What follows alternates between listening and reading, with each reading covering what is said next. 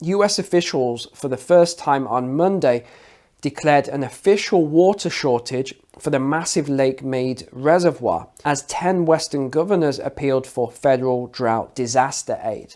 Okay. The shortage will reduce water apportionments to Arizona, remember that, Arizona, Nevada, and Mexico for the year beginning in October, the US Bureau of Reclamation and Interior Department agency said in a statement. So you'll remember a couple of weeks back now, I made the video for you on the semiconductor microchip shortage and, you know, the whole issue around that and how much pure clean water it uses, just huge quantities of water. So why then are TSMC, Intel, and Samsung all building semiconductor factories in Arizona? So TSMC is the Taiwan Semiconductor Manufacturing Corporation. Well, according to TSMC's Liu, last year he told reporters that his company chose the state to build its first American chip facility in 20 years, in part because it's a popular choice of location for young people. Hold on, let me just process that a second. So even though there's a huge drought, the lake is running out of water, and semiconductors use huge amounts of water, they didn't choose it based on the number of water, they chose it based on the number of young people there. Okay, I guess I'm not the CEO I used to be, because that makes no sense to me. Let's just say that I'm glad I won't be moving to Arizona, because if any of the policies I'm seeing right now on a lot of these companies getting first dibs on the water supply before residents is anything to go by, I do not want to be in a place like that. So personally, I have no worries whatsoever with these companies setting up and, you know, any companies using the water source. However, this would be my caveat. Let's say I was the president or, you know, the prime minister or something like that. Here's what I would say. Any water that you use, especially these companies that are making huge profits, any water that comes into your factory must leave your factory in as clean a condition or a cleaner condition. That is what I would say. Now, if that isn't possible, I would say, well, in that case, you have to contribute some money towards making water cleaner somewhere else in the country. That to me seems like a fair payoff. But what seems to be happening at the moment, or of course this is how it appears, is that these companies are getting all the subsidies, they're making billions in profit, and they're not being held accountable for the waste they're making. Although climate change is being blamed on water scarcity, a recent study blew this out of the water and found that an increasing population was found to be about 4 times more draining on water supplies than climate change. So just process that as well. So groundwater then is actually the largest source of fresh water in the world. And in many parts of the world, because there's such water shortages now, agriculture, industry are now tapping into pockets and draining these pockets. So because a lot of people don't really understand this concept, I'll just use an example here. Let's pretend that your household, however many people are in it, have an income of 50,000 a year, but your outgoings are 70,000 a year. That means that you have a net loss of 20,000 per year. Now, you might be able to go on like this for a year, 2, 3, 4, 5 years because you're getting loans and credit cards and things like that. You can keep going for a while, but eventually the debt becomes so much that you're no longer able to pay it. Well, that's the situation that's going on with the water table at the moment. Wells are having to be dug deeper and deeper and deeper all the time to actually get to that water, and eventually the water will be used up. And when this happens, my prediction is that you won't just see mass migration from poorer nations to wealthier nations, but you'll also see migration from states such as California, Arizona, etc. So some of these western drier states, you'll also see migration into other states that has water. And talking of the water issues that exist in the United States right now, many regions already experience water shortages, droughts and problems, because the more new homes that are built in an area unless that water supply is upgraded, eventually those homes start to drain upon that water supply. You get lower pressure, you get all sorts of issues that come with it. The UK is a great example of that, because some of these houses were built hundreds of years ago and the water systems were built so long ago. Oftentimes we will experience low pressure when trying to take a shower, or in the summertime occasionally there might be issues with the water shortages. But I think it's Flint, Michigan in the United States that really takes the prize here for the worst conditions for their water. You may be familiar with the story. A number of people were dying, and eventually the community got together and they took legal action against the government there.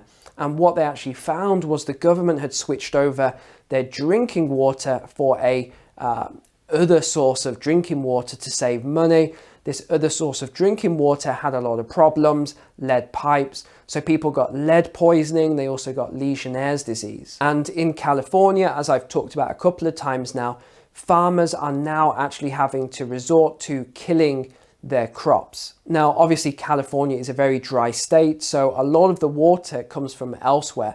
This is quite interesting. So the American West is drying out as the region faces an unprecedented drought. Today's water crisis in this region stems from decisions made over a century ago, so from a different region here. In 1906, the Bureau of Reclamation drained wetlands to create farmland, disrupting the careful balance of water needed to sustain others in the basin. In recent years, lake levels have dipped below federally mandated levels and further endangered the ecosystem. And in May, the Bureau of Reclamation shut off the primary canal that diverts irrigation water, leaving farmers without a water supply for the first time since irrigation began in 1907. This is California, ladies and gentlemen. All right, you think you're safe, you're in the wealthiest state, California, but no, look how easy it was for them to just turn off the water to California. Eventually, a lack of water and dying crops will be a problem that impacts what produce, so your vegetables, your fruits, etc., you'll find at your local grocery store, which is actually a topic we've been talking a lot about recently in terms of the crops failures, the shortages at the grocery stores, and now we're hearing it's somewhere in the region of 12%, I believe, of crops for the United States is grown in California or generally on the West Coast. And I actually saw this with my own eyes a couple of years ago. I was taking a train through California, Southern California, and it was just miles and miles and miles of mainly orange trees that were just brown, grey, dead. They been left to rot away. They had failed because they couldn't get the water to them anymore. And actually the water issue in California was one of the deciding factors. It wasn't the main one, but it was one of the deciding factors for my family, my wife's family, actually leaving California earlier this year for the Midwest. Another state that I went to look at, interestingly enough, was Nevada, more specifically Las Vegas, because so many people, YouTubers, celebrities, etc., were talking about Las Vegas, how amazing it is to live there, etc. So I took a drive out there with my wife. We had a look around, and honestly, I just wasn't feeling it. I even saw Graham Stephan when I was there, who, he's a huge YouTuber, isn't he?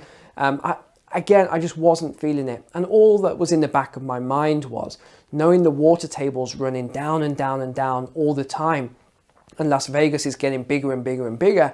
I thought, why would I want to live in a place, well, firstly in a desert that has very little water whilst the supplies are running down? To me, it just didn't make sense. I just wasn't feeling it. So that's one of the reasons that I decided not to go to Las Vegas, for those of you that were asking me recently. So you'll be really happy to hear that the United States ranks in third place for having the largest body of fresh water on the planet. So that's good for you guys. In fourth place was Canada. So you rank just after the United States. Don't even ask where the United Kingdom and Australia is on this. We're just miles behind, so we won't even go there. So what can we all do then to make sure that we're not caught off guard, we don't have any major water shortages where we are, etc.? Well, You know what I'm going to say first and foremost, as I keep advising and guiding you, get out of the cities if you can. If you can work remotely, get away from the big cities. These are not going to be the place you want to be in the near future, especially if you can get a bigger house, more space, a large garden or yard. You can get all of this for a lot cheaper than you would pay in the city. So if you can then look for property that has a water source. You can always dig a well if that's permitted in your area. Now, I understand a lot of you won't be able to do this. You live in the city, you live in apartments and condos, and you just don't have that facility available. And I totally get that. But if you can move and you do want to move, that would be the first thing to do. I know for a fact that when I buy my next property, I'm going to be looking for a property that has water available there, either a river, a stream, a well, a body of water nearby, something like that. Next then is very, very simple. You may remember Brad from Full Spectrum Survival came on the channel for an interview, and he talked about how you can build a very simple and cheap water filtration system. So I would highly recommend that everyone does that. Get yourself one of these water filtration systems. If nothing else, you can filter rainwater or whatever else if there was ever a major crisis. That leads me on to the next point then, which is to get a couple of water butts for your backyard or your garden. These things hold huge amounts of water, and if you have a filter, this can be your worst case scenario. At least you would have some water there available for you if you ever needed it.